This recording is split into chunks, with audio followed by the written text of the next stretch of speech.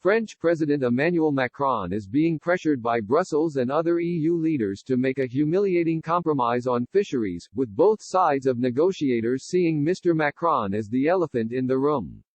Emmanuel Macron is being pressured to give way to the UK on fisheries, in what would be a humiliating climb-down for the French president. Thomas Keilinger, former London correspondent for Germany's Die Welt, said that Mr. Macron had become the elephant in the room. It is understood that Mr. Macron's refusal to back down on his fishing demands is one of the biggest obstacles to a Brexit deal. Mr. Keilinger explained, the relations are coming to a crunch. The fact they are going to talk means there is hope in the air. When you look at the outstanding issues, it is the level playing field, state aid and fisheries.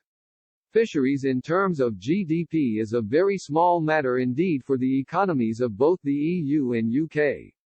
He continued, but there is an exception, President Emmanuel Macron of France.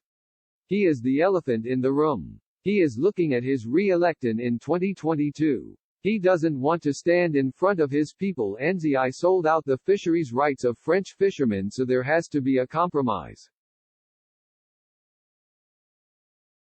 That is the key issue they have to solve. Boris Johnson's demands for British fisheries received a huge boost this week after Angela Merkel appeared to back him. On Friday, Ms. Merkel described the fisheries deal struck by Britain with Norway this week as a constructive indicator for Brexit. British officials have long argued that Norway, which conducts annual negotiations with the EU on fishing quotas, should be the model for a post-Brexit deal. Buoyed by the German Chancellor's support, Mr. Johnson is expected to demand that the increasingly isolated French President, Emmanuel Macron, caves into UK demands on fishing. Britain offered a new fishing proposal this week, a 3-year transition period that ensures both sides can get used to the new quotas. The future of UK fisheries have been a hotly debated point of contention in the Brexit negotiations between the United Kingdom and the European Union.